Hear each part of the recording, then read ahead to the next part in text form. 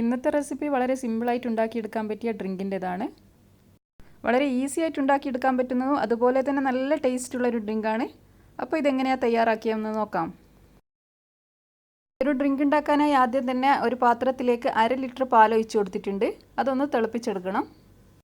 ഇനി ഇതിലേക്ക് 1/4 കപ്പ് പാൽപ്പൊടി ചേർത്ത് കൊടുക്കുന്നുണ്ട്. പാൽപ്പൊടി കുറച്ച് പാൽ ഒഴിച്ചിട്ട് മിക്സ് ചെയ്തെടുത്തതാണ്. നല്ല പോലെ ഇതൊന്ന് മിക്സ് ചെയ്തെടുക്കാം. പാൽപ്പൊടി ചേർക്കണമെന്ന് നിർബന്ധമില്ല, ഉണ്ടെങ്കിൽ ചേർത്ത് കൊടുക്കാം, അല്ലാന്നുണ്ടെങ്കിൽ മിൽക്ക് മെയ്ഡ് ചേർത്താലും മതി. ഇനി മധുരത്തിന് ആവശ്യമായ പഞ്ചസാര ചേർത്ത് നന്നായി ഇതൊന്ന് മിക്സ് ചെയ്തെടുക്കാം. മിൽക്ക് മെയ്ഡ് ചേർക്കുന്നുണ്ടെങ്കിൽ അതിനനുസരിച്ചിട്ട് പഞ്ചസാര ചേർത്ത് കൊടുത്താൽ മതി. പാല് നന്നായി തിളച്ച് വന്നാൽ ഇനി ഇതിലേക്ക് 1 ടീസ്പൂൺ വാനില എസൻസ് ചേർത്ത് കൊടുക്കുന്നുണ്ട്. പെട്ടെന്ന് ഉണ്ടാക്കിയെടുക്കാൻ പറ്റിയ നല്ലൊരു ഡ്രിങ്കാണിത്. വാനില എസൻസ് ചേർത്ത് നല്ലപോലെ മിക്സ് ചെയ്ത് ഇതിൻ്റെ തീ ഓഫ് ചെയ്യാം. ഇനി ഇത് ചൂടാറാനായി മാറ്റി വെക്കാം. ചൂടാറിയതിന് ശേഷം ഒന്ന് ഫ്രിഡ്ജിൽ വെച്ച് തണുപ്പിച്ചെടുക്കാം. ഇതിൻ്റെ മെയിൻ ഇൻഗ്രീഡിയൻറ്റ് സാഗോ സീഡാണ്, ചൗവരി, സാബുനരി. ഇത് ഞാൻ കുറച്ച് വെള്ളം ഒഴിച്ചിട്ട് വേവിച്ചെടുത്തതാണ്. കുക്ക് ചെയ്യുമ്പോൾ ഒരു കളർ കിട്ടാൻ വേണ്ടി കുറച്ച് പിസ്ത എസൻസ് കൂടി ചേർത്തിട്ടുണ്ടായിരുന്നു.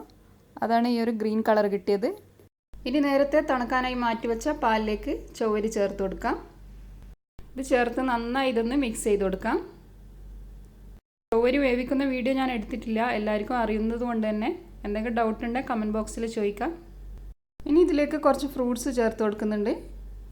ഞാനിവിടെ കുറച്ച് മാങ്ങ കട്ട് ചെയ്തതും അതുപോലെ ആപ്പിൾ, മുന്തിരി എന്നിവയാണ് ചേർത്തത്. നിങ്ങൾക്ക് ഇഷ്ടമുള്ള ഫ്രൂട്ട്സ് ചേർത്ത് കൊടുക്കാം. ഫ്രൂട്ട്സ് ചേർത്തതിന് ശേഷം ഒന്ന് മിക്സ് ചെയ്ത് കൊടുക്കാം. ഇനി ഇതിലേക്ക് നേരത്തെ കുതിർത്ത് വെച്ച കസ്കസ് കൂടി ചേർത്ത് കൊടുക്കുന്നുണ്ട്. ഇതൊക്കെ നിങ്ങളുടെ ഇഷ്ടത്തിനനുസരിച്ചിട്ട് ചേർത്ത് കൊടുത്താൽ മതി. ഇനി ഇതിലേക്ക് വേണമെന്നുണ്ടെങ്കിൽ കുറച്ച് നട്ട്സ് കട്ട് ചെയ്തതും അതുപോലെ ഡ്രൈ ഫ്രൂട്ട്സ് ഒക്കെ ഇട്ട് കൊടുക്കാം. ഞാനിവിടെ കുറച്ച് ബദാം കട്ട് ചെയ്തതാണ് ഇട്ട് കൊടുത്തത്. അതൊക്കെ നിങ്ങളുടെ ഇഷ്ടത്തിനനുസരിച്ചിട്ട് ചേർത്ത് കൊടുത്താൽ മതി. ഇഫ്താറിൻ്റെ ടൈമും അതുപോലെ ചൂട് സമയത്തൊക്കെ കുടിക്കാൻ പറ്റിയൊരു ഡ്രിങ്ക് തന്നെയാണിത്. ഇനി ഇത് സെർവിങ് ഗ്ലാസ്സിലേക്ക് ഒഴിച്ചു കൊടുക്കാം. പാർട്ടിയൊക്കെ ഉണ്ടെങ്കിൽ പെട്ടെന്ന് തയ്യാറാക്കാൻ പറ്റിയ ഒരു ഡ്രിങ്ക് തന്നെയാണിത്. ഈ ഒരു ഈസി ഡ്രിങ്ക് നിങ്ങൾക്ക് ഇഷ്ടമായിട്ടുണ്ടെങ്കിൽ ഉറപ്പായിട്ടൊന്ന് ട്രൈ ചെയ്ത് നോക്കുക. നിങ്ങളുടെ അഭിപ്രായങ്ങളൊക്കെ താഴെ കമൻറ്റ് ബോക്സിൽ അറിയിക്കുക. വീഡിയോ ഇഷ്ടമായാൽ ലൈക്ക് ചെയ്യാനും ഷെയർ ചെയ്യാനും മറക്കരുത്. സബ്സ്ക്രൈബ് ചെയ്യാതെ വീഡിയോ കാണുന്നവരുണ്ടെങ്കിൽ ഒന്ന് സബ്സ്ക്രൈബ് ചെയ്ത് സപ്പോർട്ട് ചെയ്യണേ.